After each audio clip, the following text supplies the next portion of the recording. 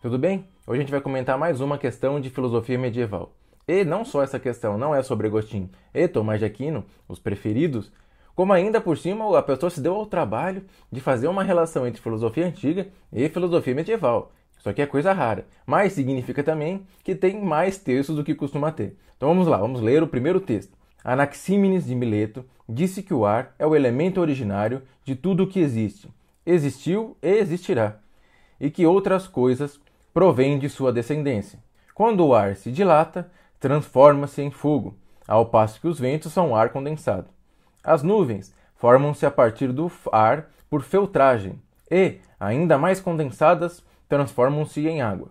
A água, quando mais condensada, transforma-se em terra e, quando condensada ao máximo possível, transforma-se em pedras. E agora o segundo texto.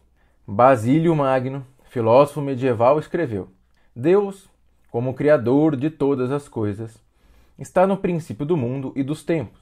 Quão parcas de conteúdo se nos apresentam, em face desta concepção, as especulações contraditórias dos filósofos, para os quais o mundo se origina, ou de algum dos 4 elementos, como ensinam os jônios, ou dos átomos, como julga Demócrito. Na verdade, dão a impressão de quererem ancorar o mundo numa teia de aranha. Veja que bonito esse texto, né? E o Enem pergunta o seguinte: filósofos dos diversos tempos históricos desenvolveram teses para explicar a origem do universo, a partir de uma explicação racional. As teses de Anaxímenes, filósofo grego antigo, e de Basílio, filósofo medieval, têm em comum, na sua fundamentação, teorias que... Então ele quer saber, nesses 2 textos, o que eles têm em comum. Qual é a fundação teórica comum deles? Então comecemos pela A. Eram baseadas nas ciências da natureza. Veja, o primeiro texto, o do Anaxímenes, talvez você pudesse falar, não, veja, pré-socrático, não é? Procurando ali o princípio do universo, coisa e tal. Quem sabe, não é? Ciência da natureza. Mas aí você leu do Basílio Magno, o que ele está dizendo? Ele está dizendo que justamente esse esforço desses filósofos gregos antigos é bobagem, não é? Tolice. Porque o princípio do mundo mesmo é Deus, não é? Ele é a causa original de tudo. Então é perda de tempo. Ora, então essa alternativa é falsa. Eles não estão ali baseados nas ciências da natureza. Bobagem.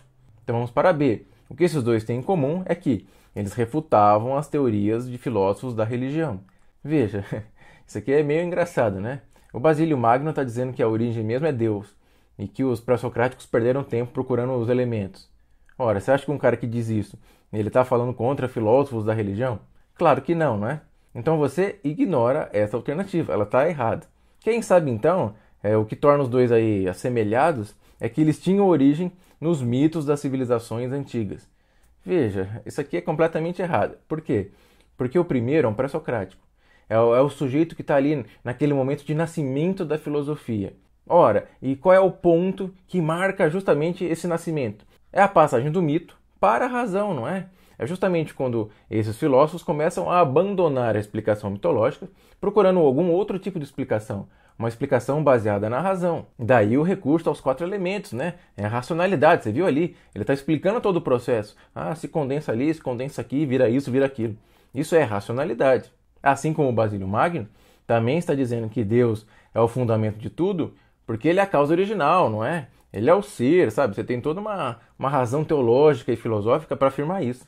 Então eles não estão aqui se baseando nos mitos das civilizações antigas. Isso é uma completa bobagem, não tem nenhuma relação com os 2 textos que a gente acabou de ler. Então, será que o que eles têm em comum é que eles defendiam que Deus é o princípio de todas as coisas? Ora, o Basílio Magno, sem dúvida, está dizendo isso, que Deus é o princípio. Ora, mas aí ele critica, ele até faz algum tipo de chacota com os pré-socráticos, entre os quais se inclui Anaxímenes, que ficavam lá procurando os elementos, né? Qual era o princípio originário? Não em Deus, mas nos elementos da natureza. Então, o primeiro texto não está colocando Deus como princípio de todas as coisas. Portanto, o que é que essas 2 teorias têm em comum? O fato de que elas postulavam um princípio originário para o mundo. No primeiro texto, a água. No segundo, Deus. Fácil, simples. É só você ler com atenção os 2 textos que acabou. Você acha a resposta. Então, semana que vem, uma nova questão do Enem. Até lá!